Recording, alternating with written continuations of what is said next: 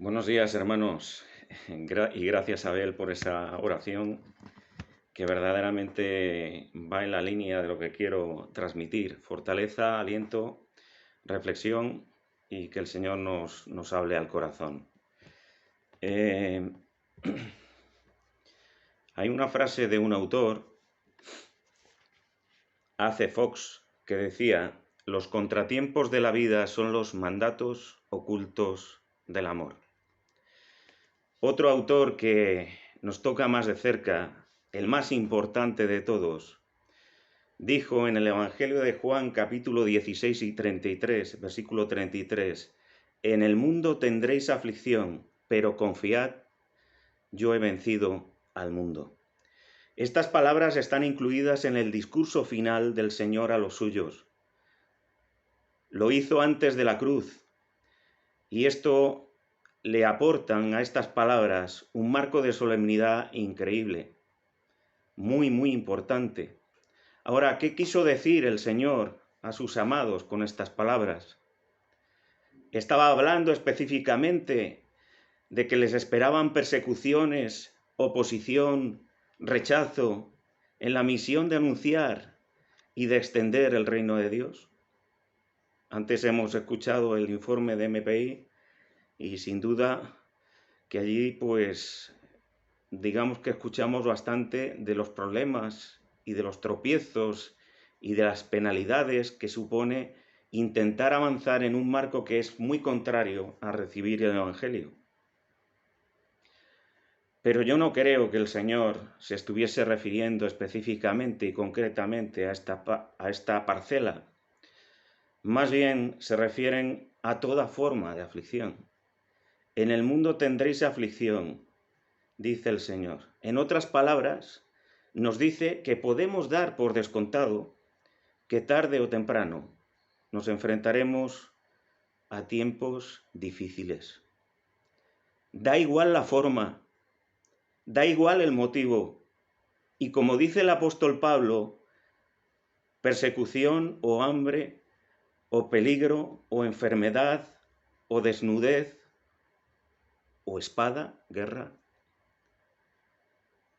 En el principio de la historia del ser humano, cuando el Señor creó al hombre y estaba en aquel huerto, Dios no quería que la vida fuera así. Pero cuando la raza humana sucumbió por primera vez al engaño de Satanás en el huerto, todo este planeta cayó en las garras del pecado. Toda esta creación quedó cautiva, cayó bajo maldición.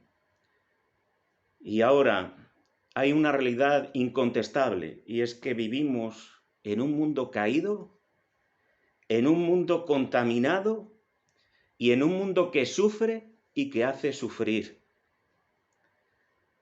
Es un mundo donde el dolor lo vemos cara a cara, pero de forma permanente. De alguna manera, hermanos, aquellas palabras del Señor nos están diciendo que estamos expuestos a sufrir toda clase de situaciones que pueden ser contrarias, no agradables, calamidades, enfermedad, accidentes, desengaños, burla, presión, angustia. Porque esto así también le pasó al Señor. Él pasó hambre, Él estaba sujeto también a la enfermedad, Él estaba sujeto a los peligros, a las amenazas, a la violencia. Él tuvo que sufrir en medio de un mundo que sufría y que hacía sufrir. Hay una manera común de percibir la vida cristiana, hermanos, y es la de creer que creemos, una idea ilusoria, de que por medio de ella nos libramos de toda adversidad, problema o dificultad. Lo iba a buscar, pero lo he dejado por no complicarme. Pero todos nosotros tenemos una imagen que es del día a día. Cuando hemos ido a un hotel, por ejemplo, hemos puesto un cartelito en la puerta, no molestar. A veces pensamos que podemos cerrar la puerta y quedar libres de todo contratiempo y de toda adversidad, librarnos y cerrar la puerta a todo problema, pero los problemas llegan, tengamos la puerta cerrada o la tengamos abierta. Llegan a nuestra vida, los contratiempos llegan a nuestra vida y ese deseo de que no nos molesten, de que no suframos, es una vanidad ilusoria. Es un gran error pensar que podemos aislarnos de todo y no sufrir. Realmente la promesa del Señor es que seremos librados, pero después de transitar por medio de estas situaciones. Si somos hijos de Dios, hermanos, con toda seguridad encontraremos adversidades. Y Jesús además nos afirma, nos enseña que no debemos de sorprendernos cuando vengan. Y todo esto, hermanos, me parecía conveniente recordárnoslo el primero a mí en este tiempo tan complicado.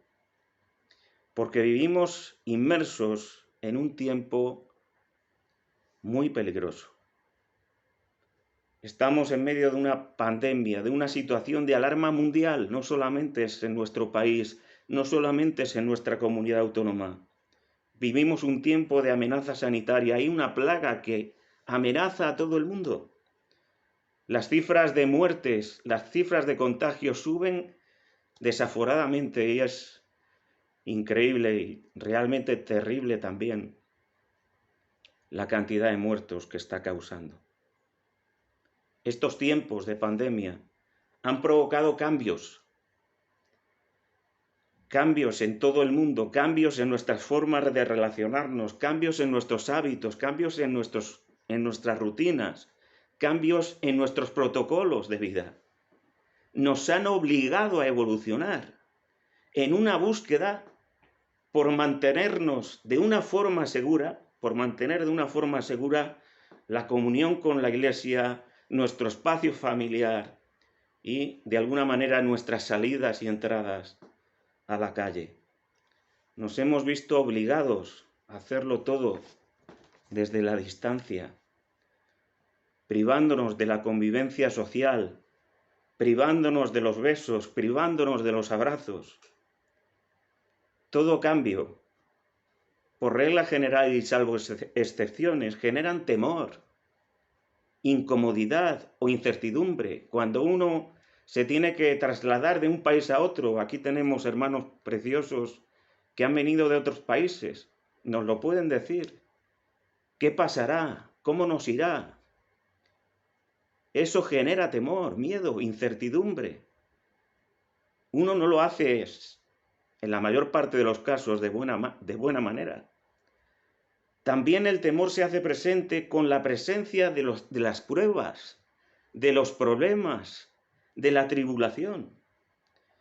Ahora, no obstante, si os fijáis, todos estos cambios que os mencionaba, que nos hemos visto obligados a tomar por la pandemia, son cambios obligados y forzados por las circunstancias. Son cambios externos. Son cambios naturales en sí mismos como una reacción protectora ante una nueva coyuntura que se ha presentado en la puerta de nuestra casa, en la puerta de nuestra vida. Sin embargo, hermanos, hay otros cambios que se mueven en otro plano. De estos yo os quiero hablar en esta mañana. Otros cambios que afectan a otra dimensión, cambios internos, cambios sobrenaturales, cambios que van más allá de lo superficial, cambios que llegan a lo profundo de la vida, cambios que surgen en medio de situaciones o de pruebas que a nuestro juicio, humanamente hablando, no tienen sentido y en los que muy a menudo nos preguntamos, ¿por qué, Señor? En el libro de Job en el capítulo 2 y versículo 9 y 10, se nos dice allí: entonces su mujer le dijo, ¿aún conservas tu integridad? Maldice a Dios y muérete. Y Job le dijo, como habla cualquier mujer necia, has hablado. ¿Aceptaremos el bien de Dios y no aceptaremos el mal? En todo esto, Job no pecó con sus labios. Y si recordáis, hermanos, podemos aprender que aquella prueba desaforada, terrible que vivió Job, vino por oleadas. En primer lugar, el daño lo sufrió sus posesiones, después sus hijos y después su propia salud. En la primera oleada, Job dice, Dios dio, Dios quitó, sea el nombre del Señor bendito. Y en esta nueva oleada, él dice, aceptaremos el bien de Dios y no aceptaremos el mal. Y este pasaje nos presenta dos formas de reaccionar ante los problemas, ante la tribulación, ante la aflicción. Dos formas que nos pueden hacer evidenciar cómo el enemigo va a utilizar esto para alejarnos de Dios.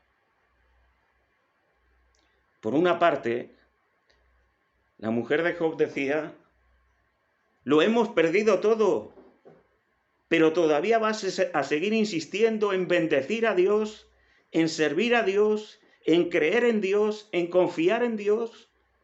¿No ves que es algo inútil? Cierra la puerta, muérete. Todo acabado. Olvídate del Señor. Job, en cambio, la actitud de Job era totalmente distinta. Él decía, ¿pero cómo es posible? ¿Será Dios digno de ser bendecido cuando somos prosperados, cuando nos va bien las cosas y cuando se cruzan? ¿El nombre del Señor ya no debe de ser alabado? ¿Es que nuestro Dios está a nuestro servicio, a expensas de nuestra comodidad? ¿No es acaso Él el soberano? ¿No es acaso Él el creador? ¿No es acaso el que está por encima nuestra, el que sabe mejor que nosotros hacer las cosas? ¿Aceptaremos el bien de Dios y no aceptaremos el mal? Es difícil estar contento en una situación en la que todo se cruza.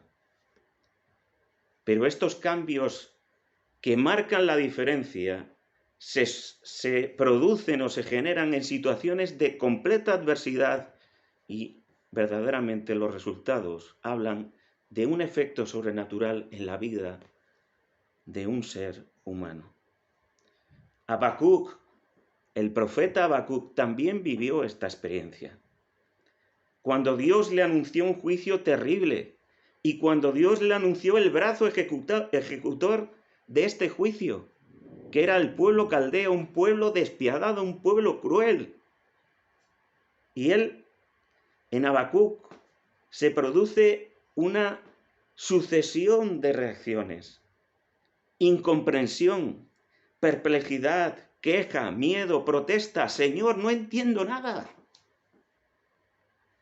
La primera oleada hace que en Habacuc se presenten esta serie de reacciones. Y voy a pedir a mi hijo que nos lea en el capítulo 1 y versículo 1 al 4, en la nueva versión internacional, este pasaje, para que tomemos cuenta de lo que le pasa al profeta. Esta es la profecía que el profeta Habacuc recibió en visión.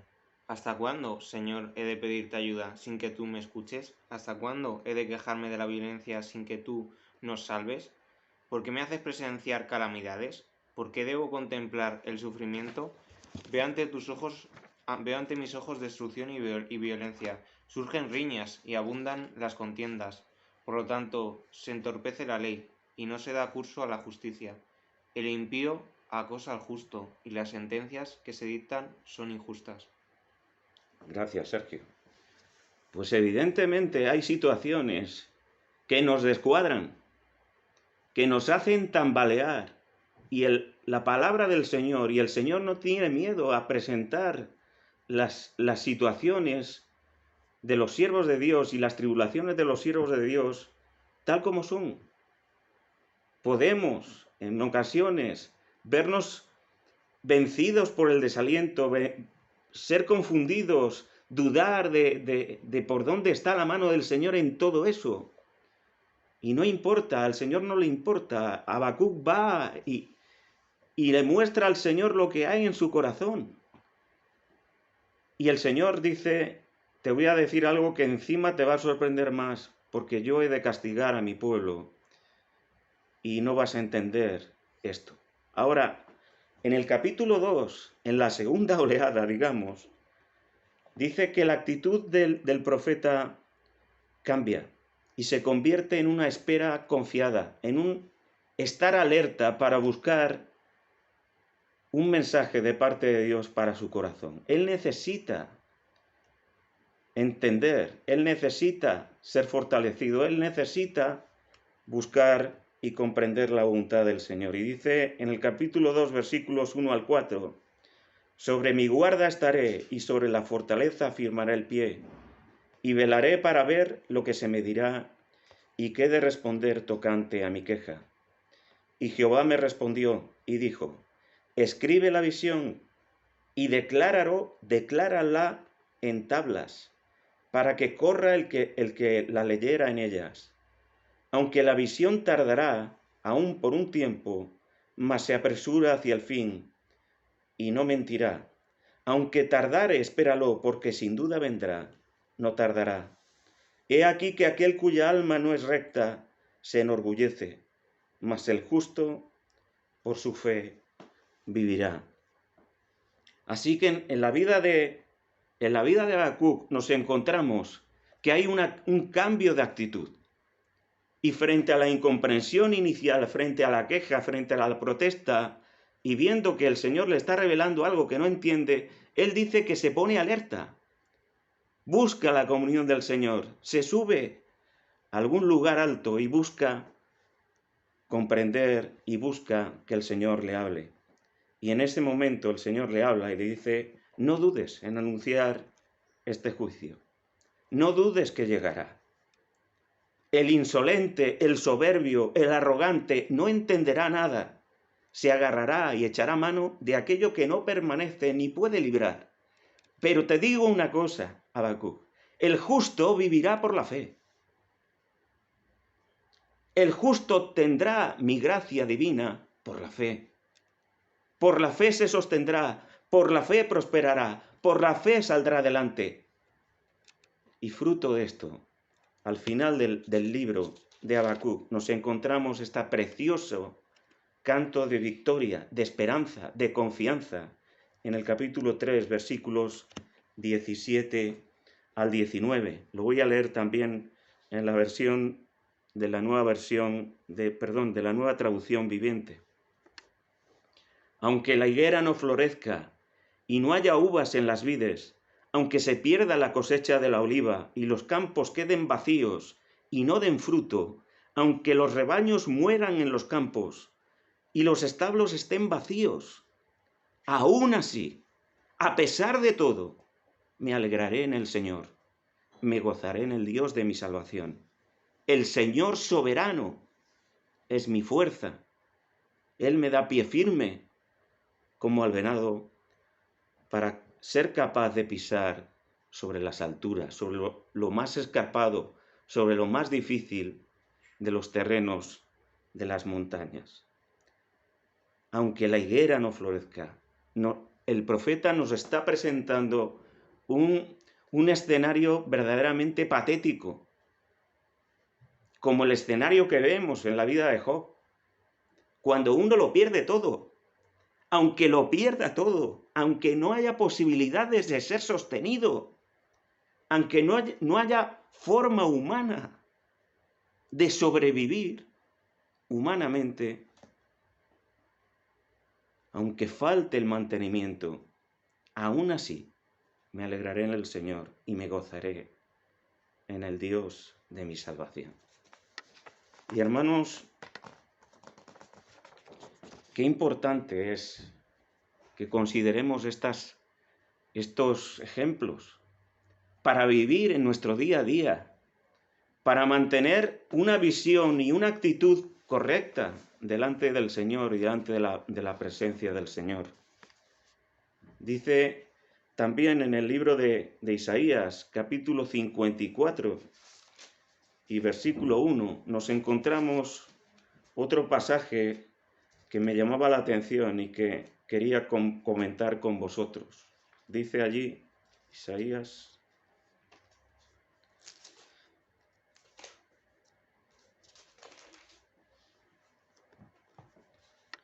54:1 dice: regocíjate, oh estéril, la que no daba a luz, levanta canción y da voces de júbilo, la que nunca estuvo de parto, porque más son los hijos de la desamparada que los de la casada, ha dicho el Señor.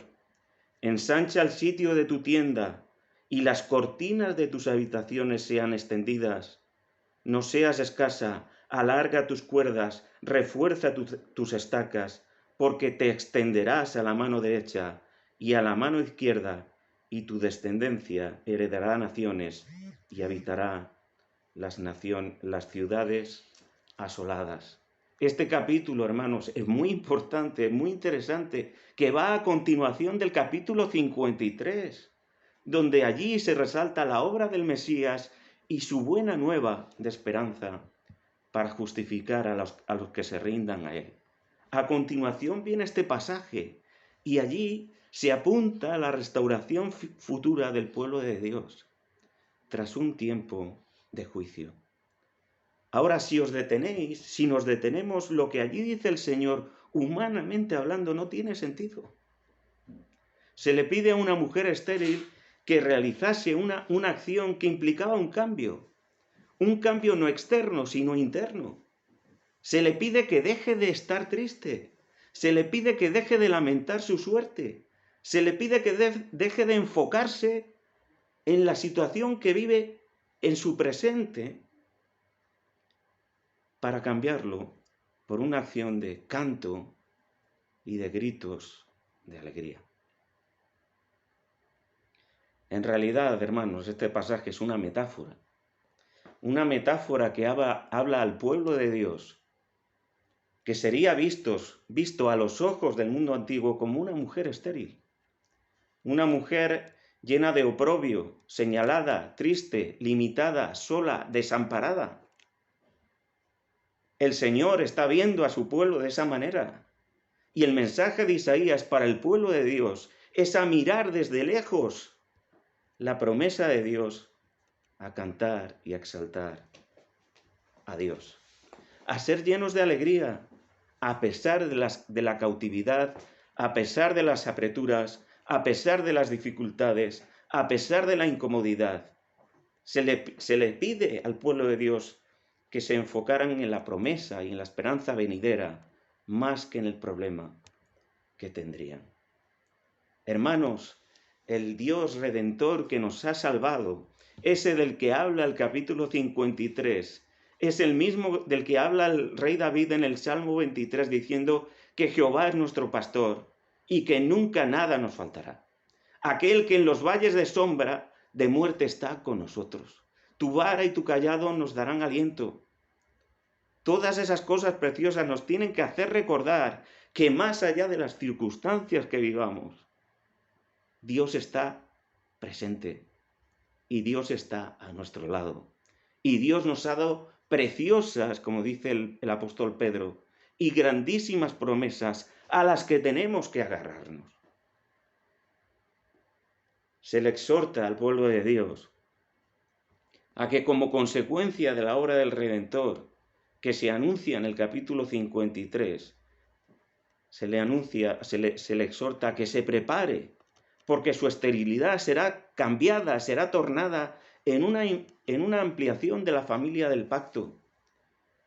aquellas buenas nuevas del Redentor no serán simplemente para el pueblo judío. Ensancha el sitio de tu tienda, porque esa esperanza será para todos los términos de la tierra.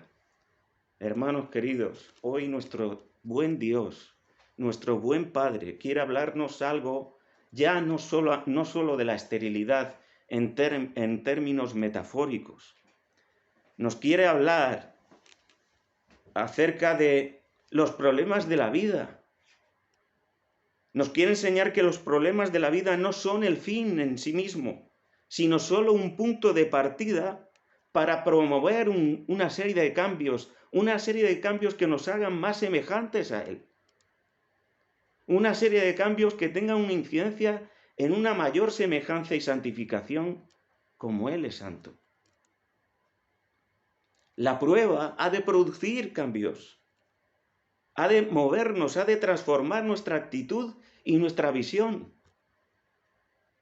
ha de reacondicionar nuestra relación con Dios en medio de una situación difícil. Yo le decía a David, porque por una situación familiar no pude quedarme hasta el final en relación al informe de Óscar y Nicole. ¿Cómo llevarán allí a sus pequeños? En Nepal. Pero allí habrá colegios.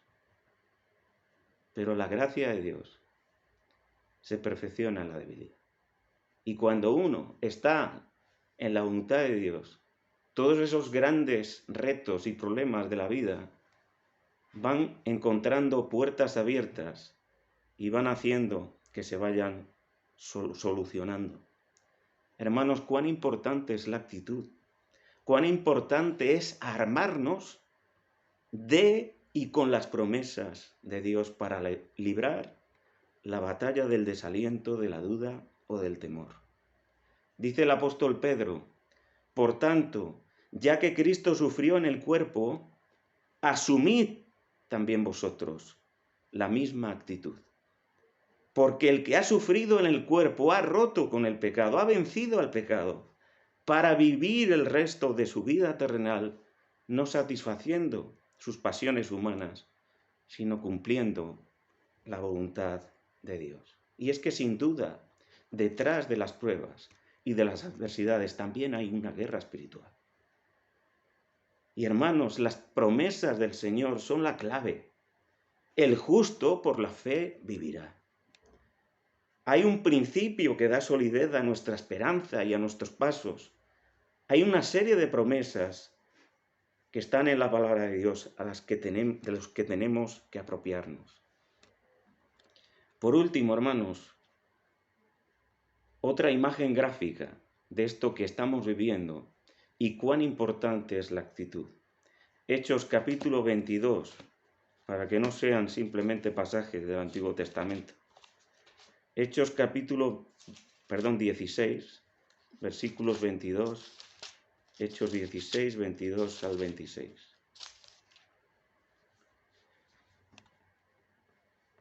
Están Pablo y Silas en Filipos y allí dice, y se agolpó el pueblo contra ellos. Y los magistrados, rasgándoles las ropas, ordenaron azotarles con varas. Parece que no era algo muy agradable. Después de haberlos azotado mucho, los echaron en la cárcel, mandando al carcelero que los guardase con seguridad, el cual, recibido este mandato, los metió en el calabozo de más adentro y les aseguró los pies en el cepo. Pero a medianoche, orando Pablo y Silas, cantaban himnos a Dios y los presos los oían. Entonces sobrevino de repente un gran terremoto, de tal manera que los cimientos de la cárcel se sacudían y al instante se abrieron todas las puertas y las cadenas de todos se soltaron. Hermanos, tras haber sido apaleados, encerrados, tratados sin ninguna consideración, metidos en el agujero más oscuro, más húmedo, quizás lleno de ratas, Pablo y Silas a medianoche, después de todo esto, se ponen a cantar y a bendecir y a exaltar al Señor. ¿Hay algo tan ilógico humanamente hablando como esto? ¿No vemos la evidencia sobrenatural? ¿No vemos los elementos comunes en la vida de Job, en la vida de Habacuc, en ese pasaje de Isaías? A pesar de, con todo, yo me alegraré en el Señor. No es un contrasentido que una mujer mayor y viuda ofrendase por encima de sus fuerzas y el Señor la señale y le diga: os digo, os aseguro que ésta ha ofrendado más que todos estos. ¿A qué le estaban dando prioridad a aquellas personas, estos siervos? ¿A sus heridas o a la voluntad de Dios y la extensión del Evangelio? ¿Qué domina en nuestra vida, hermanos? ¿Cómo miramos? ¿Qué es lo que domina? ¿Los intereses terrenales o temporales o los espirituales y eternos? ¿A quién miraban Pablo y Silas? Evidentemente al Señor. Y la mirada de ellos en el Señor desplaza de ese plano de regocijo el lugar y las condiciones en las que estaban.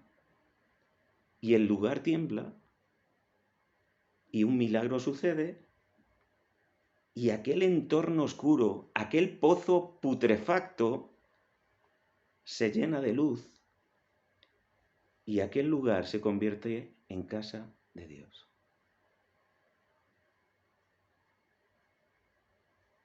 El carcelero y toda su casa se convierten, posiblemente de aquellos presos, quizás seguramente, más de uno también quedarían impactados por lo que ocurrió. ¿Qué hicieron Pablo y Silas? Pues influidos por la obra del Espíritu Santo en ellos, convirtieron algo, un momento de adversidad, una situación de sufrimiento y de dolor, en un pozo, en un manantial de bendición para ellos mismos, pero para el resto. Y aquí acabo, hermanos. He leído aposta el capítulo 16 y versículo 33 del Evangelio de Juan incompleto, porque la primera parte de Juan 16:33 es esta: estas cosas os he hablado para que en mí tengáis paz. Me voy a la cruz, voy a entregar mi vida por vosotros, no tengo ninguna duda. Os amo, voy a estar con vosotros todos los días hasta el fin del mundo. Os aviso, os alerto, en el mundo vais a tener aflicción. Os esperan peligros, os esperan enfermedades, os esperan situaciones difíciles. Pero estas cosas os he hablado para que en mí tengáis paz. Y hermanos, cuán importante es la actitud de someter nuestra voluntad a la voluntad del Padre como hizo el Señor. El cambio resultante será la obra sobrenatural del Espíritu en nuestros corazones, transformando ese dolor, transformando los problemas, transformando la tribulación, el sufrimiento, la adversidad, como un cauce de bendición y progreso personal y colectivo.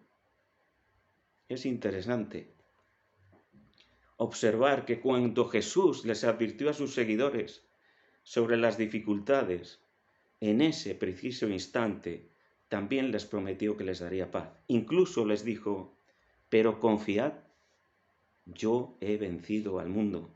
La palabra vencido, no había ido todavía a la cruz, indica un acontecimiento pasado que tiene efectos continuados.